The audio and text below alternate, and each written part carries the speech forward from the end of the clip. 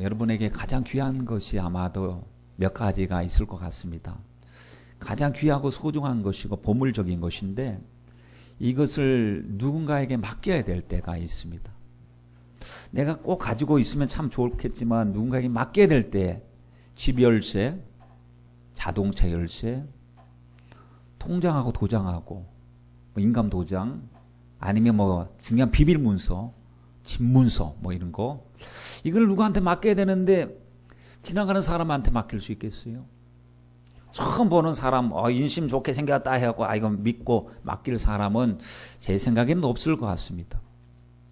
사람하고 변덕스러운 사람, 불안한 사람도 있거든요. 맡기면 기분 좋을 때는 잘하는데 기분이 삐뚤어지면 안 하는 사람, 이 변덕스러운 사람, 하다가도 안 하다가 그런 사람한테 맡기면 또 불안해하겠죠. 신뢰가 가는 사람, 참 믿음 있는 사람, 그 사람한테 맡기려고 할 것입니다. 근데 우리 곁에 그런 사람이 있어야 되잖아요. 그렇죠? 근데 내가 가야 될 일인데 내가 피치 못해서 못 가게 됐을 때 나를 대신해서 누구를 보내야 될 때도 있습니다. 그럴 때는 이제 이 법적인 효력을 해서 위임장을 딱 쓰게 됐죠. 제가 못 가는데 내가 보증하고 보내는 사람이 있습니다. 이 사람이 가면 나 대신 얼마든지 할 사람이니까 내가 간 것 셈치고 일을 추진해 주시기 바랍니다. 이게 위임장입니다. 위임장. 그 위임장을 들고 가면 그 사람 대신해서 가는 거예요. 근데 그 사람이 보낸 적도 없어요. 그 사람과 하던 관계도 없어요. 근데 가서 그 사람이 보냈습니다 하고 거짓말을 치면은 이거는 명의도용이고 사기예요, 사기.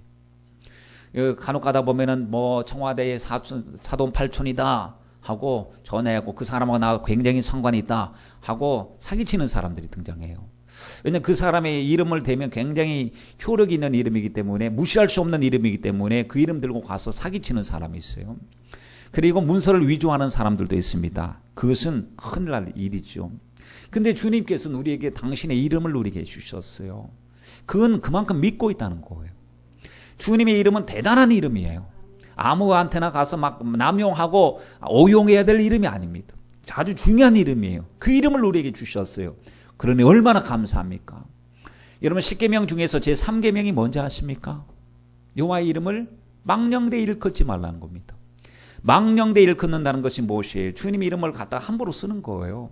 주님의 이름은 그렇게 막 쓸 이름이 아니고 거룩한 이름인데 주님의 이름이 누추하게 만드는 게 이게 망령되이 일컫는 것입니다. 그러니 여러분, 이 10계명 중에 3계명도 여호와의 이름을 망령되이 일컫지 말라고 했는데 주님의 이름을 받은 저와 여러분들이 그 이름 가지고 멋대로 사용하다가 망령되이 일컬음을 받는다면 큰일 아니겠습니까? 하나님께서는 각 사물에게 또 동물에게 이름을 붙여주셨어요. 왜냐하면 이 빛을 낮이라 칭하시고 어둠을 밤이라 칭하시고, 아담도 보면 다 동물들, 생물들 이름을 붙여줬대요. 그러니까 우리에게 보면 남자 1번, 2번, 남자 3번 무슨 남바 붙인 게 아니고 우리를 아무개야 불러주시니 얼마나 감사한지 몰라요. 안 그러면 죄수들은 보면은 죄수 번호 5825번 나오시오. 사람 이름을 말살시켜버리잖아, 인격을. 그런데 딱 우리를 아무개야 불러주시니 얼마나 감사합니까? 이름 속에 인격이 있어요. 이름 속에 특성이 있고 이름 속에 여러분 생명이 있는 줄 믿습니다. 그런 이름을 잘 붙여야 돼요. 근데 하나님께서는 우리의 의도와 상관없이 하나님 친히 이름을 딱 붙여주신 이름들이 있습니다. 성경에 보니까 아들 낳을 것인데 이름을 이스마엘이라 하라. 아들을 낳을 것인데 이름을 이삭이라 하라. 아들을 낳을 것인데 이름을 아무개라 하라. 그렇게 이름을 붙여주셨단 말이죠. 그러니 여러분, 거기 보면 창세기 보면 그 17장 19절 말씀에 하나님이 가라사대 아니라 네 안에 사라가 정녕 내게 아들을 낳을 것인데 그 이름을 이삭이라 하라 라고 했습니다. 내가 그와 내 언약을 세운데, 그 이름이 굉장히 중요한 이름이기 때문에 언약을 세우는데 그의 후손에게 영원한 언약이 되게 하리라 라고 말씀했어요. 근데 여러분, 그 이삭은 구약에 있는 예수님을 예표한다는 사실 알고 계시죠? 왜냐하면 이삭의 이야기가 창세기 26장에 나오는데 많이 안 나옵니다. 그러나 거기에 대해서 하나님이 복을 주시는 겁니다. 형통하게 해주시고, 그 복을 어떻게 해서 받았느냐 봤더니 청년기, 우리 혜민이 정도 되는 그러한 나이가 정도 됐을 때 하나님께서 아들을 모리아 산에다 바쳐라, 제물로 바쳐라 이렇게 말씀을 하셨으니 이거는 완전히 요즘 말로 멘붕이 오는 겁니다. 아니 사랑의 100세에 낳은 아들을 바치라고 했으니 그 아들을 데리고 이제 모리아 산에 갔는데 아들이 묻습니다. 아버지, 장자가 있는데 재물이 어디 있습니까? 가슴이 막 그냥 뜨끔하는 거죠. 지금 너가 재물이다 라고 하면 이 아이가 도망갈까 봐 일단은 안심시켜갖고 올라갑니다. 하나님 예비하실 것이다. 그리고 나중에 얘기하죠. 하나님이 너를 받으시길 원하시오. 하나님 너를 드리래. 이거 어떻게 했으면 좋겠니? 그랬더니요, 아니 이 정도 할아버지 지금 아브라함을 완력으로 이길 수가 있지만은 아버지, 저는 기도로 낳은 자식 아닙니까? 제가 아버지 100세 때 낳은 자식인데 하나님 은혜로 주시고 언약의 성취로 나를 주셨는데 제가 순종할게요 하고 순종을 했단 말이죠. 죽기까지 순종했어요. 순종하고 나니까 여호와 이레가 있었어요. 순종하니까 그 넘어서 뛰어넘는 하나님의 놀라운 비밀이 있었어요. 순종을 만약 안 했더라면 하나님의 여호와 이레가 성취되지 않았겠지만 순종하고 나니까 하나님 예비된 은혜가 있었습니다. 그것이 바로 이삭이었습니다. 이삭. 여러분 마태복음 1장 21절 말씀에 보니까 아들 낳으리니 이름을 예수라 하라 그랬습니다. 이는 그가 자기 백성을 저희 죄에서 구원할 자이심이니라 라고 말씀을 했습니다. 그러니 예수는 뭐냐? 이름 속에 사명이 있습니다. 근데 저가 자기 백성을 저희의 죄에서 구원할 자, 그런 예수라고 하는 이름을 가지고 주님이 이 땅에 오셨어요. 그래서 십자가에 달리시면서 아버지 내 뜻대로 되게 하지 마옵시고 아버지의 뜻대로 되기를 원합니다 라고 아버지 앞에 철저하게 순종했더니 그 넘어 여호와 이레, 그게 무엇입니까? 예수의 피로 값주고 수많은 영혼들을 대속하게 되었고 천국문이 활짝 열리게 되었고 예수의 이름으로 마귀의 괴계를 이기고 승리할 수 있는 길이 열렸어요. 여러분, 그것이 바로 순종을 통하여 주님께서 주시는 축복인 줄 우리는 믿습니다. 이름이 얼마나 중요한지 그 이름대로 살려고, 이삭은 이삭대로 살려고 했고, 예수는 예수님의 이름에 걸맞게 예수 그리스도로 성취하는 삶을 사셨어요. 하나님께서도 당신이 누구십니까? 물어보니까 이름을 얘기해 주셨거든요. 여러분, 창세기 출애굽기 3장 14절 말씀해 보면 모세가 물어봅니다. 하나님, 제가 가긴 가는데 나를 보내시는 분이 아무개라고 말씀해 드려야 되는데 하나님을 어떻게 소개해야 됩니까? 라고 했더니 하나님이 모세에게 이르시되 나는 스스로 있는 자니라. 또 이르시되 너는 이스라엘 자손에게 이같이 이르기를 스스로 있는 자가 나를 너희에게 보내셨다 하라 그랬습니다. 여러분, 스스로 있는 자를 영어로 표현하면 쉽습니다. I am who I am이 뭐냐면 I am who, 나는 누구다. 뭐냐? 나는 나다. 나는 스스로 있는 자를 I am 하면 주어 동사만 있잖아. 나는 이다. 뭐냐? 원래 그냥 스스로 있는 분이심을 이야기를 하고 있습니다. 그런데 이거를 히브리어 보면 예흐웨, 아쉐르 예흐웨 그랬습니다. 여러분, 아쉐르라고 하는 말은 영어 단어 후에 후, 누구란 뜻이고 예흐웨라고 하는 말은 I am이란 뜻입니다. 그러면 예흐웨에서 어떤 말이 나오냐? 야훼란 말이 나온 거예요. 야훼. 그리고 나서 영어 음력으로 쓰면 여호와라는 말을 쓰게 된다는 거죠. 그래서 하나님이 누구십니까? 나 여호와 하나님이다. 이렇게 말씀하신 거예요. 하나님 뭐라고 하실까? 야훼 하나님이다. 이렇게 말씀하신 거예요. 여러분, 우리가 히브리어를 보면은 그게 미완료 형태로 되어 있어요. 예흐웨라고 하는 단어가. 이 미완료로 하는 것이 뭐냐면 아직까지 진행되고 있다는 거예요. 하나님의 일은 진행되고 있어요. 여러분, 하나님 이름 속에 하나님의 특성과 하나님의 인격이 있어요. 그러니까 하나님 누구십니까? 나는 여호와 하나님이다. 자존하신 분이라는 거예요. 나는 자존하신 하나님인데 열심히 지금 또 쉬지 않고 일하고 계신 분이시라고 주님께서 말씀을 하고 계신 겁니다. 여러분, 우리가 주님을 믿고 살아가면서 인생을 살아가는 동안에 힘든 일이 있습니까? 없습니까? 있습니다. 난관을 봉착하기도 하고 문제를 만나기도 하고 속도 상하기도 하고 낙심도 오기도 합니다. 그럴 때마다 오늘 말씀을 기억하시길 바랍니다. 너희가 내 이름으로 무엇을 구하든지 내가 시행하리라 주님이 말씀하셨어요. 문제를 만날 때 내 이름 구하라. 그러면 내 이름으로 구하면 내가 시행하리라 라고 말씀을 하셨습니다. 여러분, 구할 때 어떤 사람이 이야기합니다. 아주 실력자가 이야기하는 거죠. 뭐라고 이야기하냐면 어려울 때 나 찾아와. 힘들 때 나 찾아와. 찾아올 때마다 내가 너를 도와주겠다 라고 했을 때 여러분, 찾아오라고 하는 사람 생각나지요? 그 사람이 실력자예요. 권세 있는 사람입니다. 나를 도와줄 수 있는 사람입니다. 그럴 때 힘들 때마다 그 사람에게 전에 저 힘든데 도와주실 수 있나요? 라고 물론이지 내게 와 라고 했을 때 여러분 얼마나 든든하겠어요. 그런데 전지전능하신 하나님, 영원 불변하신 하나님, 항상 우리를 사랑하신 그분께서 말씀하시기를 내 이름으로 무엇이든지 내게 구하면 내가 시행하리라 라고 이야기했으니 여러분 얼마나 우리에게 위로가 되고 힘이 되는 이야기입니까? 예전에 어떤 간증을 들었어요. 그 간증은 참 오래된 이야기입니다. 그때 어떤 분이 성전 건축을 하는데 좀 너무 과하게 힘들게 건축을 하게 되었습니다. 하다 보니까 막 빚쟁이들이 찾아오고 일은 진척이 되지 않습니다. 이러다가 이게 죽을 것 같습니다. 그래서 하나님 앞에 기도드려 하나님 막다른 골목입니다. 하나님 도와주시옵소서. 예수님의 이름으로 기도하기 시작했습니다. 내 이름으로 무엇이든지 구하면 내가 시행하리라 주님이 말씀하셨사오니 주님의 이름으로 구합니다. 하나님 난관이 봉착되었습니다. 하나님 도와주옵소서 하고 하나님께 기도하는데 감동이 오는 거예요. 은행장을 찾아가라. 은행장을 찾아가는데 그 사람 얼굴 일면식도 없어요. 가서 뭐 담보를 내놓을 수 있는 것도 없습니다. 그 말을 거절당한 것이 한두 번이 아닙니다. 찾아가도 안 되는 거예요. 그런데 성령의 감동을 받고 은행장을 찾아가라 라고 했습니다. 확신이 옵니다. 담대함이 옵니다. 가라고 하신 분이 누구예요? 하나님이셨어요. 하나님이 보내시니까 주눅들 이유가 없습니다. 담대함을 가지고 은행장을 딱 찾아갑니다. 어깨를 쫙 펴고 찾아갑니다. 그리고 자 높은 데서 가장 높으신 분이 저를 보내서 가보라고 해서 왔습니다. 가면 도와준다고 해서 왔습니다. 그랬더니 은행장이 딱 맞아 할 때 너무 자신 있거든요. 높은 데서 가장 높으신 분이 보내 대통령을 생각한 거예요. 오공화국 대통령. 그때 그 말을 함부로 할 수가 없잖아요. 아이 그러냐고 그러면서 그냥 일사천리로 해줬어요. 그런데 그 높으신 분은 하나님이셨는데 받으시는 분은 대통령 박 대통령으로 생각한 거예요. 그때 높으신 분이니까. 근데 그분은 실력자거든요. 그러니까 여러분 죽은 권력이 있고 산 권력이 있다고 하지 않습니까? 권력도 죽은 권력은 죽은 권력의 이름을 들고 가면 아무 소용없어요.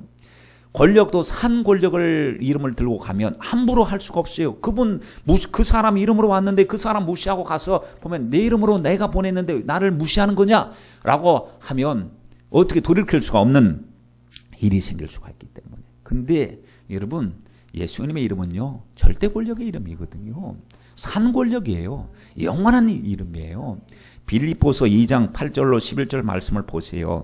사람의 모양으로 나타나셨으며 자기를 낮추시고 죽기까지 복종하셨으니 곧 십자가에 죽으십니다. 주님이 십자가 지시고 나니까 이름으로 하나님이 그를 지극히 높여 모든 이름 위에 뛰어난 이름을 주사 하늘에 있는 자들과 땅에 있는 자들과 땅 아래 있는 자들로 모든 무릎을 예수님의 이름 앞에 무릎을 꿇겨 버리셨어요. 주님의 이름을 지극히 높이셨어요. 그래서 모든 입으로 예수 그리스도를 주라 신하여 하나님 아버지께 영광을 돌리게 하셨느니라. 하늘에 있는 것이 뭐예요? 하늘에 있는 자들, 천군천사들이겠죠. 영적인 존재들이죠. 영적인 만만의 천사들, 그들이 하나님 앞에 예수 그리스도 이름 앞에 경배하죠. 그것이 바로 천국에서 사도 요한이 보았던 모습이에요. 바로 에스겔이 보았던 모습이에요. 천상에서 하늘에 있는 모든 것이 주님께 거룩하신 성부 하나님께 경배하는 것처럼 성자 예수님 앞에 엎드려 경배하고 그 이름 앞에 굴복을 하고 있습니다. 그러면 땅에 있는 자들은 뭐예요? 저와 모든 생물, 자연 만물들입니다. 땅에 하나님 만드신 모든 것들이 하나님 앞에 무릎을 꿇도록 되어져 있습니다. 이게 영적 질서예요. 그리고 땅 아래에 있는 자들, 영적인 마귀, 귀신, 사단의 역사라고 또 볼 수 있죠. 하여튼간 모든 것들이 예수님 이름 앞에 무릎을 꿇습니다. 지금 천사들도 예수님 앞에 무릎을 꿇어요. 마귀들도 예수님 이름 앞에 무릎을 꿇습니다. 근데 유독 무릎을 안 꿇는 게 누구냐 봤더니 땅 위에 있는 자들이에요. 하나님이 불러서 하나님의 사랑의 대상으로 불러서 저와 여러분이 왜 예수님 이름 앞에 무릎을 안 꿇습니까? 왜 예수님 이름 앞에 무릎을 꿇다, 무릎을 폈다 하고 교만했다, 겸손했다, 주님 찾았다, 안 찾았다 하고 있습니까? 아니 하나님이 그렇게 예수의 이름을 최고 지극히 높으신 이름을 주시고 그 이름 앞에 무릎을 꿇게 하셨으면 무릎을 꿇는 것이 그게 정상적인 것인데 교회 안에서도 예수님 이름 앞에 무릎을 꿇지 않는 이들이 있으니 여러분 이것이 하나님의 이름의 권위에 대한 도전이 아니겠습니까? 왜 그런지 아십니까? 몰라서 그렇습니다. 주님의 이름이 얼마나 가치 있는지 몰라서 그래요. 지금 예수님의 이름은 부활하신 예수님, 생명의 예수님께서 지금 일하시는 것은 엄청난 일들이 지금 진행되고 있는데도 불구하고 믿음이 없으니까 말씀을 안 믿으니까, 하나님을 만나본 경험이 없으니까, 혹시나 내 욕심에 사로잡혔기 때문에 예수님 이름 앞에 무릎을 꿇지 않는 그런 일들이 있다면 이것이 바로 교만이요, 이것이 하나님 앞에 대적하는 일인 줄 여러분 아시고 우리에게 물어봐야 됩니다. 나는 예수님의 이름 앞에 날마다 무릎을 꿇고 있는가? 주의 주되심을 고백하고 있는가? 주님의 주권을 인정을 하고 있는가? 여러분, 사도행전 3장에 보세요. 참 유명한 이야기죠. 베드로하고 요한이 이제 성전에 올라가요. 그들은 지금까지 예수님이 기도하실 때 기도 안 했던 사람들입니다. 예수님은 영적인 이야기할 때 영적인 데는 별로 관심 없던 사람들이에요. 한 자리 하고 높은 자리 하고 성공하는 건데 관심이 있었던 사람들이고, 예수님과 함께 하면서도 늘 인본주의적인 생각에 매여 있었던 사람들이었습니다. 그런 그들이 부활의 주님을 만났어요. 그리고 성령을 받았어요. 이제는 초점이 하나님의 나라에 딱 고정되어졌고 초점이 명확하게 됩니다. 초점이 명확하다 보니까 예수님 보이기 시작했어요. 하늘나라에 소망이 생겨서, 그래서 그들에게 기도합니다. 예수님의 이름으로 날마다 기도합니다. 남들이 놀고 자고 하는 시간에, 제9시 기도 시간에 올라가서 하나님 앞에 기도를 드릴 때 한 분 주옵시오. 누군가가 거린이 안전뱅이가 구걸을 요청합니다. 주머니를 뒤져봤어요. 돈이 없어요. 왜냐? 고기 잡은 지가 오래됐거든요. 고기 잡아서 팔아서, 고기 잡았을 때 옛날에 어부로 생활했을 때 고기 잡았을 때 두툼하게 주머니에 돈을 채우고 다녔던 그가 주님을 따라다닌 지 이제는 한 3년 반 정도 주님을 따라다녔으니까 다른 데서 수입원이 없는 거예요. 어디 주님께서 주시는, 함께 하실 때마다 그 필요한 것만 공급을 받았지 넘치도록 무슨 저금 통장을 들고 다닌 것도 아닙니다. 그러다 보니까 가난했습니다. 한 푼 달라고 하니까 주긴 줘야 되는데 그때 감동이 왔습니다. 돈보다 더 중요한 예수님의 이름을 줘라. 저에게 필요한 예수의 생명이다. 여러분, 우리에게 좀 도와달라고 우리에게 요청을 하는 사람들에게 우리가 그 필요를 벌 줄 알아야 됩니다. 내 영혼을 위해서 도와주세요. 내 영혼을 위해서 기도해 주세요 하는 영적인 부르짖음을 우리가 듣는 귀가 열려야 될 줄 믿습니다. 그래서 이렇게 말합니다. 우리를 보라 그랬더니 딱 쳐다보면서 큰 거 주려나? 금과 은은 내게 없거니와 내게 있는 것을 내게 주노니 곧 나사렛 예수님의 이름으로 일어나 걸어라. 그랬더니요, 여러분, 난지 태어나면서도 안정이 됐대요. 40년이 40세 40년 동안 일어나 본 적이 없어요. 쓰지 않으면요 바짝 마르잖아요. 신경도 마비가 되어지고 힘줄도 약해지고 근육도 사라졌는데 주님의 말씀 앞에 예수님의 이름으로 일어나 걸어라 라고 했더니 그 이름으로 일어나 걷기 시작하는데, 베드로가 내 이름으로 걸어라 해도 안 돼요. 대제사장 이름으로 걸어라 해도 아무런 일도 일어나지 않습니다. 그러나 희한하게도 예수님의 이름으로, 부활하신 예수님의 이름으로 일어나 걸어라 했더니 거기서 일이 벌어지기 시작하는데 벌떡 일어나는 거예요. 그리고는 걷다가 뛰고 울다가 찬양하고 사람들이 주목하죠. 깜짝 놀랐어요. 기적이 일어났습니다. 듣도 보도 못한 기적이 일어났을 때 사람이 주목하죠. 그때 베드로가 이렇게 말을 했습니다. 사도행전 3장 16절 말씀에 보면 그 이름을 믿음으로 그 이름이 너희 보고 아는 이 사람을 성하게 하였나니 예수로 말미암아 난 믿음이 너희 모든 사람 앞에서 이같이 완전히 낫게 하였.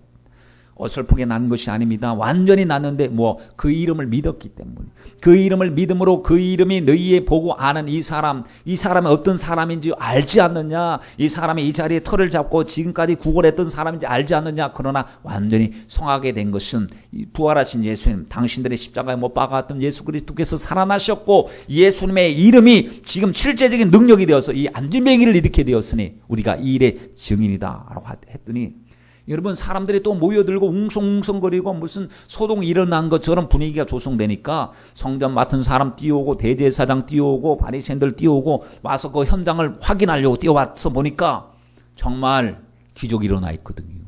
그러니까 이 두 사람이 하는 말이 예수님이 부활하셨습니다. 예수님이 하셨습니다. 그러니까 그 소리가 듣기가 싫은 거예요. 이리 와, 두 사람이 이리 와 하고 구석으로 몰고 가서 이제 그 사람들 앞에 세워서 무슨 네 이름으로, 무슨 권세로 이런 일을 했느냐? 아니, 주 예수 취급을 하는 거예요. 지금 보세요. 지금 안진뱅이를 일으켰으면 정말 슬픔 속에 매인 사람 자유케 했으면 정말 잘 됐다. 너무 행복하다. 최고의 일이 일어났다. 라고 인정해 줘야 되는데 추궁하기 시작했습니다. 그때 여러분 그 분위기에 압도당하지 않았어요. 베드로하고 요한이 사도행전 4장 7절 10절 말씀에 보면 사도들을 가운데 세우고 막 고함치고 묻습니다. 너희가 무슨 권세와 네 이름으로 이 일을 행하였느냐라고 했을 때 이에 베드로가 성령이 충만하여 가로되 백성의 관원과 장로들아 만일 병인에게 행한 착한 일에 대하여 잘 이제 정상으로 병자가 고침받은 일이지 않느냐, 착한 일이지 않느냐, 이 사람이 어떻게 구원을 얻었냐고 우리에게 질문하면 너희와 모든 이스라엘 백성들은 알라. 너희가 십자가에 못 박고 하나님의 죽은 자 가운데서 살리신 나사렛 예수 그리스도 이름으로 이 사람이 건강하게 되어 너희 앞에 섰느니라. 여러분, 우리는 예수님의 이름이 소망이에요. 예수님의 능력입니다. 그러나 세상 사람들은 예수님의 이름을 참 싫어하더라고. 다른 얘기를 다 해도 예수님 십자가 이야기하고 부활 이야기하고 천국 이야기하고 지옥 이야기하고 죄 이야기하고 회개 이야기하면 이상하게 알레르기 반응을 일으킵니다. 왜 그러냐? 공중권세를 잡고 악한 영들의 역사 속에서 잡혔기 때문에 그렇습니다. 이들도 예수님 이야기하는 걸 가장 싫어합니다. 마귀는 예수 이야기하면 경기 일으킵니다. 여러분, 가장 싫어하는 거, 마귀가 무서워하는 건 돈을 무서워하겠어요? 권력을 무서워하겠어요? 이 세상에 핵무기를 무서워하겠어요? 핵무기하고 마귀하고는 아무 상관없습니다. 핵무기 터뜨려도 마귀는 죽지 않아요. 그러나 예수님의 이름 앞에 마귀는 결박당한다는 사실을 우리가 알아야 됩니다. 그래서 우리가 예수님의 이름을 사용해야 돼요. 왜냐? 영적 전쟁 중에 있고 우리는 그 이름이 필요해요. 그 이름 붙잡고 그 이름 속에 소망 가지고 그 이름으로 승리하며 살아가야 될 줄 믿습니다. 예수님의 이름은 죄사함을 얻은 이름이에요. 예수님의 이름으로 천국문이 열렸어요. 예수님의 이름으로 성령을 부어주셨어요. 우리 찬양 드렸죠. 예수의 이름은 세상의 소망, 천국의 기쁨. 영원한 찬양의 제목이 되는 것이 예수님의 이름인 것입니다. 여러분 그렇습니다. 주님이 그 이름을 지극히 높여 놓으셨으니 우리도 그분의 이름을 지극히 높여 드려야 될 줄 믿습니다. 그런데 그걸 모르니까 골로새서 2장 말씀에 보니까 예수 그리스도 안에 하나님의 비밀이 있다 그랬습니다. 그리고 골로새서 2장 9절 말씀에 예수님 안에는 신성의 모든 충만이 육체로 가시고, 자 다시 한번 읽어드리겠습니다. 예수님 안에는 신성의 모든 충만이 육체로 가신, 육체 속에 예수님의 하나님의 신성의 모든 충만함이 꽉 차 있어요. 플레로마라고 하는 말입니다. 그래서 플레로마라고 하는 말은 뭐냐 하면 꽉 차 있는 거예요. 빈틈없이. 그 충만함, 그 신성의 충만함, 거룩의 충만함, 은혜의 충만함, 능력의 충만함이 예수님 안에 있어요. 그런데 이 충만함을 어떻게 하시느냐? 에베소서의 말씀에 보면 교회는 그의 몸이니 만물 안에서의 만물을 충만케 하신 자의 충만이다 그랬습니다. 그럼 교회는 예수님이 충만이에요. 주님의 은혜와 사랑의 교회 안에 충만히 있습니다. 이 시간이 바로 예배 드리는 시간에 여러분 충전받는 시간이고 하나님과 관계가 회복이 되는 시간이고 주님의 은혜를 덧입는 시간인 줄 우리는 믿습니다. 그러므로 여러분 예수님의 이름으로 예배 드리는 이 시간이 얼마나 귀중합니까? 정말로 중요한 얘기입니다. 그래서 주님은 우리에게 주의를 성수하라고 명을 하신 이유는 너 살라고, 제발 영적으로 살라고, 하나님의 충만함을 받으라고, 다른 곳에서 세속적인 것 충만함보다 더 중요한 것이 하나님의 말씀에 충만한 영성 충만함이 필요하니 나와서 이 충만함을 가지고 받고 나가서 충만함을 전하는 죄일꾼 되라고 주님께서 예배를 명하시는데 생각이 죽어버렸어요. 하나님에 대한 생각이 죽어버리니까 어떻게 핑계대고 예배 안 나올까라고 꼼수를 부리게 만드는 게 마귀 역사거든요. 여러분, 그러니 우리는 정말 하나님 난 죽어도 예배 중심으로 살아야 됩니다. 세상 어떤 것을 갖다 줘도 하나님 저는 예배 중심, 말씀 중심이어야 됩니다. 하지 않으면 여러분 이길 수 없는 악한 시대 속에 살고 있습니다. 간혹가다 저는 이런 경험을 합니다. 뭔가 필요했는데 정말 없는 거예요. 그래서 어디 가서 시간 좀 내서 사고 옵니다. 그리고 일을 해결해요. 근데 서랍을 열어보니까 그게 있어요. 여러분들도 그런 경험 있을 것 같아요. 그렇죠? 분명히 있으면 안 가죠. 있으면 그걸 있는 줄 알고 꺼내 쓸 거 아닙니까? 근데 없는 줄 알았어요. 그런데 가서 보니까 사갖고 나중에 시간 다 허비하고 괜히 그거 안 사도 될 걸 또 사갖고 또 하는데 나중에 서랍을 열어보고 서랍 정리해보니까 그게 너무 많아. 그랬더니 야, 있었는데 내가 가진 줄 몰랐다는 얘기예요. 여러분, 예수님의 이름도 똑같습니다. 우리 안에 이미 예수의 이름이 있고 예수 안에 생명이 있고 주님이 주신 무한한 능력이 있어요. 그 이름을 사용하면 베드로 요한에게만 나타날 능력이 아니라 저와 여러분들에게 동일한 역사가 일어날 예수의 이름을 주셨는데 내가 가지고 있으면서도 가진 줄 몰라요. 주님은 내 이름으로 해라. 귀신 또 내 이름으로, 기도도 내 이름으로, 섬김 또 내 이름으로, 항상 목도 막시든지 무엇을 하든지 오직 주의 영광을 위해서 하라. 주의 예수의 이름으로 하라. 라고 했는데 예수의 이름을 다 가지고 있는데도 남들은 예수님의 이름으로 쓰라고 했으니까 오늘 예수님의 이름으로 간구합니다. 예수님의 이름으로 주여 구하오니 시행하여 주옵소서. 날마다 예수님 이름을 아주 잘 사용하는 사람이 있습니다. 예수님 이름 높여드리며. 근데 예수님 이름 바꿔도 다 팽개치고 전혀 의식도 없고 관심이 없는 사람이 있습니다. 여러분, 부디 여러분이 가지고 있는 최고의 기업은 예수의 이름이에요. 천국도 예수의 이름으로 가는 것이고 문제도 예수님의 이름으로 해결될 줄 믿습니다. 그런데 예수의 이름은 아무나 사용하는 이름은 아니에요. 아무나 주여 주여 한다고 다 천국에 들어가는 것도 아니고 예수의 이름은 오직 믿음으로 사용하는 사람, 주님과 관계가 있는 사람만이 사용하는 이름이 예수의 이름입니다. 요즘에 보면 과거에 핸드폰으로 전화가 옵니다. 그러면 잘 안 받았어요. 아는 사람만 받. 그러면 궁금해요. 이 핸드폰 번호로 찍혀서 오면요, 이 사람이 누굴까 딱 생각하는 거. 그러면 혹시나 또 저 필요한 사람이 오니까 전화를 받습니다. 여보세요? 하면 갑자기 그 자동 응답기처럼 그 소리가 나는 거예요. 그럴 때 화가 나죠? 끊습니다. 그럼 또 전화가 와요. 그러면 또 누군지 몰라요. 또 여보세요? 하면 또 이제 뭐 텔레마케팅, 뭐 고객님 안녕하십니까? 하고 또 전화, 또 끊어요. 근데 요 근래에 제가 그 웹을 하나 깔았어요. 여러분들은 원래 오래전부터 가신 분들도 계시더라고요. 저는 후스콜, 누가 불렀냐, 후스콜이라는 걸 딱 깔아놓으니까요, 딱 전화가 와요. 그럼 기다려보는 거 이렇게 보면 텔레마케팅입니다 하고 딱 떠요. 하도 자주 전화가 오면 아예 이 등록을 해놔요. 그러면 남들 등록해놓은 거 보고 이거 텔레마케팅이다 하면 두 가지 생각도 하지 않고 바로 종료를 누르잖아요. 왜냐? 받아봤자 유익하지 않은 전화니까. 근데 제 속에 이름이 있거든요. 아무개 집사님, 아무개 목사님, 아무개 권사님. 딱 전화가 와요. 그럼 바로 받아요.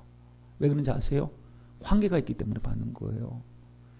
그리고 새벽에 만약에 전화가 온다고 생각해 보세요. 깜짝 놀라서 받아요. 무슨 일이 있으세요? 새벽에 전화가 안 와야 될 시간에 전화가 오면 새벽 잠을 설치고라도 받아요. 밤 깊은 밤에도 전화가 오면요, 받습니다. 왜 그러냐면요, 관계가 있기 때문에 그래요. 나하고 관계없는 사람, 기록되지 않은 사람, 나하고 상관없는 사람 아무리 해도 전화를 안 받는 시대 속에 살고 있습니다. 그런 주님도 주여 부르면, 새벽에 부르면요, 왜 아무개 집사야 무슨 일이냐 하고 주님께서 여기에 딱 응답해 주시고, 밤에 주여 부르면 주님이 깜짝 놀라셔. 왜? 마치 그 사랑하는 사람이 필요에 의해서 전화 요청을 하면 빨리 응답을 하는 것처럼 주님께서 내가 여기 있다 주님이 응답해 주시니. 근데 주여 아무리 불러도 너하고 나하고는 별로 관계가 없는데 왜? 죄악에 꽉 가로막혔기 때문에. 아무리 기도해도 나는 응답해 주지 않겠다는 거예요. 여러분, 사도행전 19장에 에피소드 하나 나와요. 사도 바울이 에베소에 가서 복음을 전합니다. 거기서 복음을 전하다 보니까 하나님께서 두란노 소원에서 말씀 듣게 하시고 훈련 받게 하시고 그들이 나가서 복음 전하고 예수님 이름을 선포하니까 우상 문화가 사라지기 시작하고 하나님 복음이 편만하게 전파되기 시작했습니다. 귀신들의 역사, 귀신도 떠나갑니다. 하나님 앞에서 하나님이 희한한 능을 행하게 하셨어요. 예수의 이름으로. 바울과 그 동력자들을 통해서 막 예수님의 이름으로 응답이 있고 예수님의 이름으로 기적이 일어납니다. 그거를 딱 쳐다보는 거예요. 기적이니까 사람들이 주목을 합니다. 근데 어떻게 보느냐 봤더니 예수님의 이름으로 하니까 기적이 일어나는 걸 봤어요. 그래서 성경에 보니까 스게와 7 아들이래요. 스게와 아들이 몇 명이? 7이. 일곱이 야 우리도 한번 해보자. 7이니까 7명이 가갖고 우리도 그래서 귀신 들린 사람에게 이렇게 말합니다. 예수의 이름으로 귀신아 나가라. 똑같이 했어요. 그랬더니 귀신이 딱 하는 말이 예수도 내가 알고 바울도 내가 아는데 너희는 누구냐? 숫자는 7이에요. 아니 많이 막 떼거지로 모여 들어가고 큰 소리 쳤지 않겠어요? 하나도 무서워하지 않습니다. 주님과 관계가 되지 않으면 하나도 무서워요. 그러나 홀로 여러분의 홀로 딱 섰을지라도 나는 예수님 사랑하는 사람이고 예수 피에 증거가 있는 사람이고 주님을 의지하면 예수님의 이름으로 하면 나를 보고 귀신이 떠나가는 것이 아니고 내 안에 나의 주인 되신 예수님의 이름으로 귀신이 한 길로 왔다 7길로 떠나가는 줄 믿습니다. 여러분 영적인 싸움은 숫자 싸움이 아니거든요. 영적인 싸움은 관계의 싸움이에요. 엘리야 보세요. 혼자 나왔잖아요.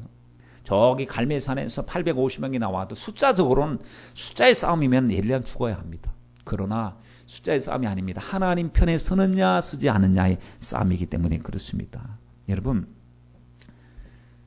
우리가 사람을 소개시킬 때가 있습니다.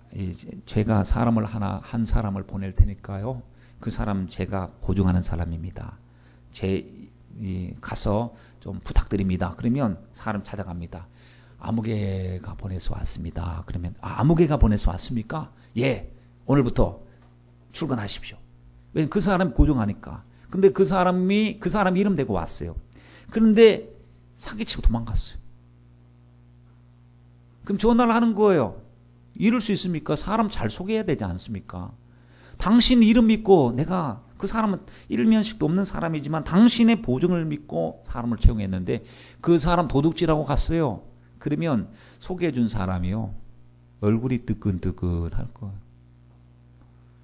그 사람 먹칠하고 갔잖아요. 주님이 우리 믿고 보내셨는데 주님의 이름을 가지고 사는 사람들이 주님의 이름에 먹칠하고 산다고 생각해 보세요. 여러분 그래서 우리가 예수님의 이름을 가졌다는 것은요. 최대의 축복이지만 책임과 의무가 무한 책임이 주어지는 거예요. 잘 살아야 되는 거예요. 이름값을 해야 되는 거예요. 요 근래에 이 매스컴에 올랐다 내려갔다 하는 그 이름들 있었어요. 그 많은 이름들 중에서 장로님이 꽤나 있습니다. 장로님이. 그걸 보면서 가슴이 아프죠. 좋은 일은 좋은데 장로님이 이름대로 올라가, 목사 이름대로 올라가, 권사님 이름대로 올라가면 참 좋은데 하나님이 저들의 삶을 통해서 영광 받으시는구나 하는데 안 좋은 일에 이름이 막 이게 올라가니까 근데 아무개 교회 장로래 뭐 이렇게 하고 하면 저희도 부끄럽잖아요. 그렇죠. 주님께서 영광 받으셔야 될 그 거룩하신 이름이 우리 때문에 주님에 의해 이름에 여러분 누가 끼치면 아니 되지 않겠습니까? 사람들마다 주님이 부르셨어요. 너 이름 좀 바꿨으면 좋겠다. 아브라함이라 하지 말고 아브라함이라고 하고 사레라고 하지 말고 사라라고 하고 야곱이라 하지 말고 너 이스라엘이라고 하고 너 사울이라고 하지 말고 바울이라고 하고 주님께서 이름을 바꿔주셨어요. 그리고 솔로몬에게 너 솔로몬이라고 하지 말고 여디디아라고 하고 하나님이 사랑받는 자. 그 이름을 자꾸 바꿔주셨으면 우리도 너 이제는 세상 사람이라 하지 말고 내 소유 내 백성 하나님의 크리스찬이라고 하고 성도라고 하고 집사라고 하고 목사라고 하고 이름을 우리 붙여주셨어요. 그럼 이름 값을 해야 됩니다.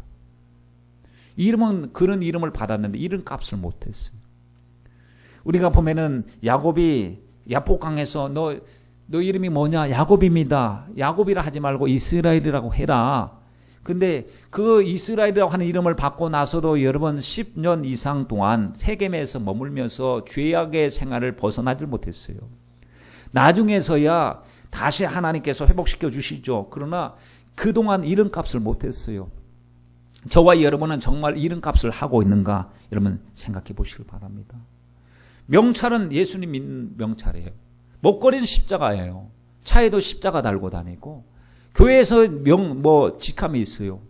이름이 있는데 주님이 보실 때 야 제발 명찰 좀 떼고 다녀. 명찰 좀 떼고 다녀.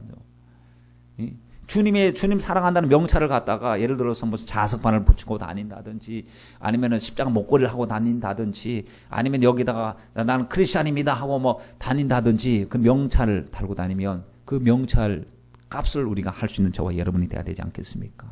혹시 주님이 야 나 너 때문에 정말 창피하거든. 너 제발 예수 믿는 사람이라 말하지 마. 나하고 관계가 있다고 하지 마. 이렇게 얘기하면 큰일 나겠어요.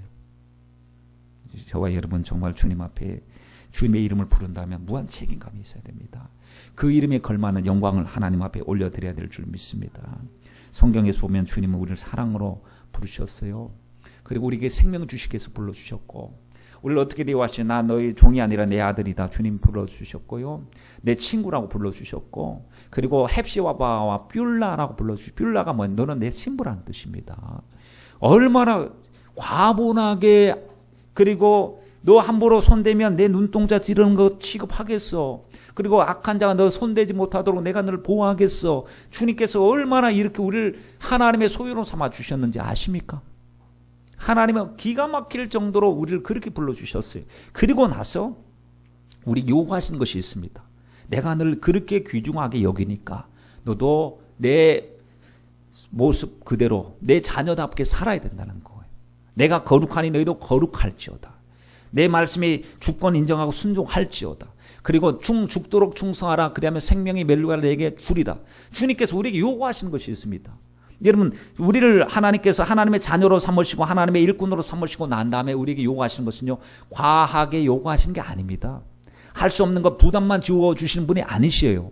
우리를 그 영광 가운데 우뚝 세워주고 어여치 세워주시기 위해서 주님 우리를 세워주시기 때문에 영적인 생각이 회복이 되면요, 무슨 생각이 되냐면, 주님, 저 사랑받았기 때문에 사랑받은 값을 내야 됩니다. 주님이 나를 그렇게 어여치 주님의 보좌 앞에 세워주시고 사단 앞에서도 자랑하는 하나님의 일꾼으로 삼아주시기 위해서 주님께서 정말 우리에게 말씀을 주셨사오니 이 말씀 받은 대로 살 수 있도록 주님이 인도하여 주옵소서. 여러분, 작정해야 되는 거예요.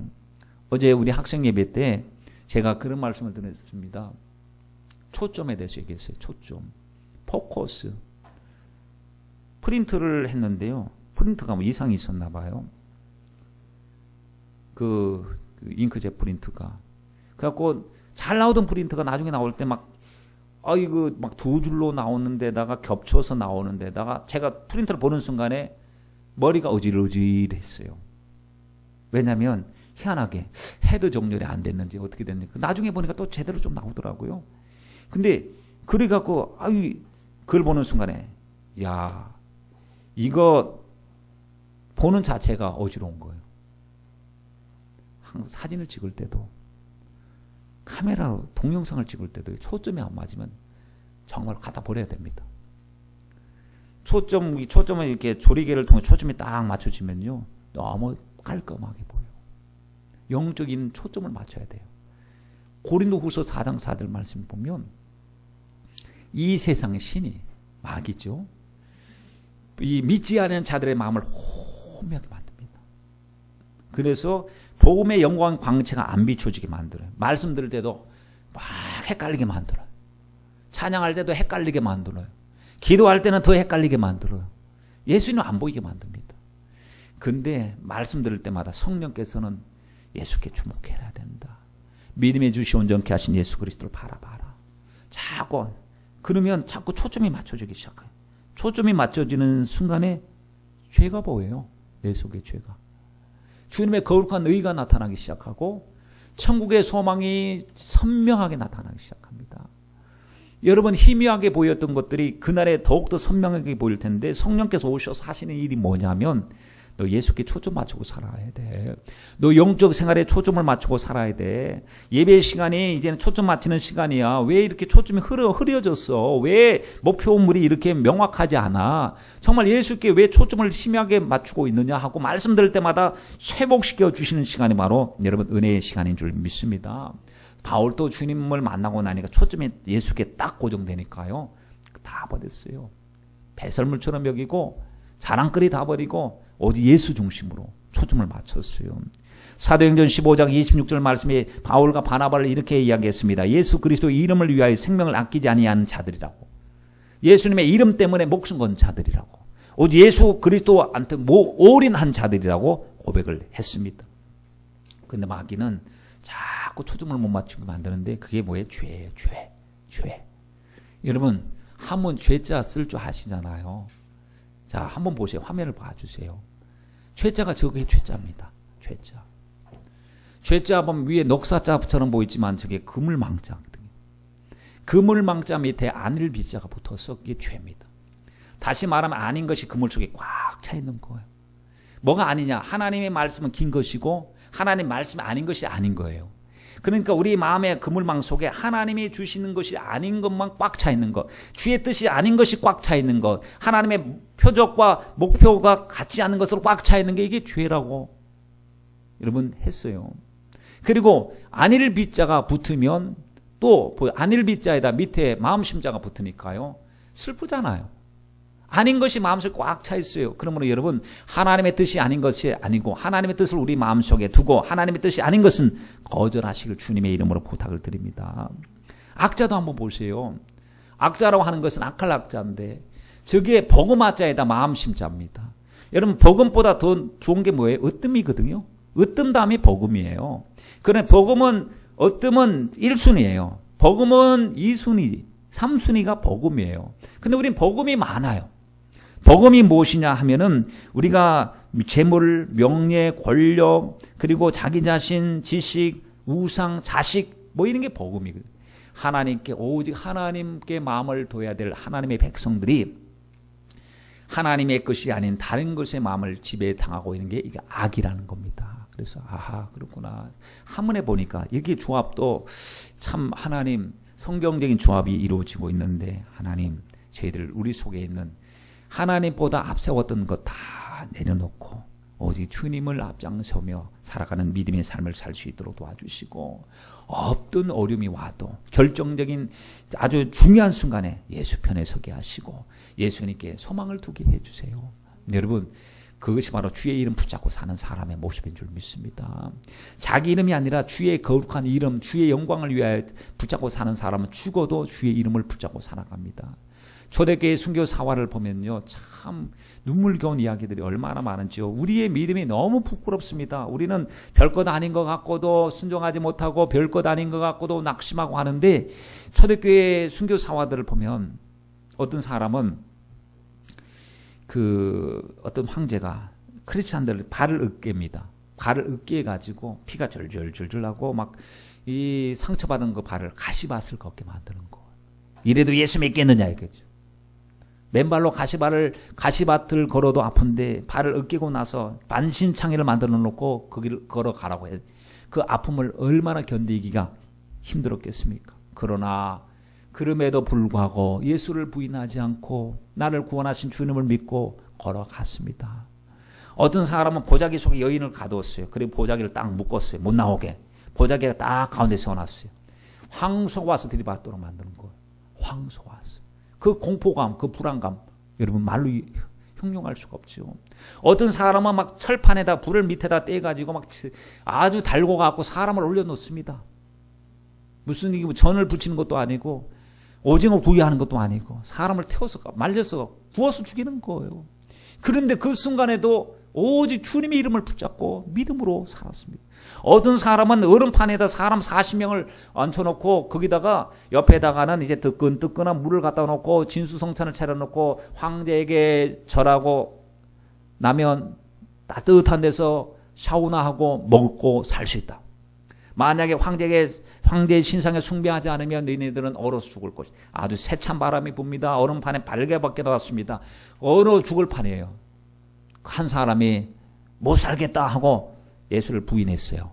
그때 여러분 로마의 한 병사가 자기 옷을 홀라닥 벗더니 그 속에 빈자리에 자기가 딱 들어갔어요. 천국 영광을 보고 하나님의 천사가 내려오는 것을 보고 멸관을 씌워주려고 내려오는 것을 보고 여러분 정말 그렇게 하고 신앙이 이어져 왔습니다. 오직 예수 일사각오의 믿음을 가지고 예수를 믿고 왔어요. 그 이름은 어느 순간에도 부인할 수 없는 이름이었고 영원한 아주 위기의 순간에 붙잡아야 될 이름이 바로 예수의 이름이었습니다. 여러분 저와 여러분들도 지금 예수의 이름을 얼마나 붙잡고 있습니까? 주님께서 우리에게 말씀을 하셨습니다. 내 이름으로 하라라고 말씀하셨어요. 다른 이름 갖고는 아무리 돼도 열려라 참깨도 열리지 않아요. 열려라 아무리 뭐라고 해도 예수님의 이름으로 하면 쫙 열리는 거예요. 예수의 피의 공로로 하면 열리는 게 천국이에요. 아까 말씀드렸죠. 예수의 이름의 이름은 아무나 쓸 수 있는 이름이 아니라 관계가 형성된 사람이 쓰는 이름이다라고 했습니다. 여러분 세상에서도 신용 등급이라고 하는 것이 있어요. 여러분들도 다 신용 등급이 다 신용 그 회사에서 등급을 매겨놔 버렸잖아요. 그래서 어떤 사람은 1등급, 어떤 사람은 2등급, 신뢰가 가는 사람 3등급, 뭐 신용 등급 있습니다. 이런 것이 하나님 보실 때 나는 몇 등급일까? 주님은 영적 신용 등급. 주님이 믿을 만한 믿음의 가치, 믿음의 정도가 나는 몇 등급일까요? 어떤 사람은 10등급, 어떤 사람은 3등급. 급수가 다 다를 거예요. 그러나 분명한 것은 정말 주님을 어느 순간에도 확실하게 믿는 믿음이 성장해 가야 된다라는 사실입니다. 여러분, 하나님, 저희들 예수님의 이름 사용하기를 원하는데 전도할 때, 기도할 때, 귀신을 쫓아낼 때, 힘들 때마다 예수님의 이름 사용하게 해주시고 주님 보실 때 그래 너는 정말 믿음으로 내게 구하고 내 이름을 사용할 수 있는 믿음을 소유했구나. 내 믿음대로 될지어다 하시는 주님의 음성을 듣는 저와 여러분이 다 되시길 바랍니다. 여러분 세상에서 믿는 믿음, 여러분 귀중한 것 있으면 어디 가서 맡기잖아요. 맡기고 나서 마음 편안하잖아요. 뭐 이 중요한 게 있으면 어디다 맡겨야 될 때, 은행에다 맡길 때 은행에 딱 맡기고 나면 은행에서 책임져 준다고 하는 여러분 믿음이 있지 않습니까? 그것보다 더 강력한 믿음이 하나님께서 우리에게 하신 말씀의 약속인 줄 믿습니다. 그러므로 우리 모두 하나님 예수님의 이름으로 구하라 하셨사오니 예수님의 이름으로 구하겠습니다. 저와 여러분이 다 축복의 주인공 되시길 주님의 이름으로 축원드립니다.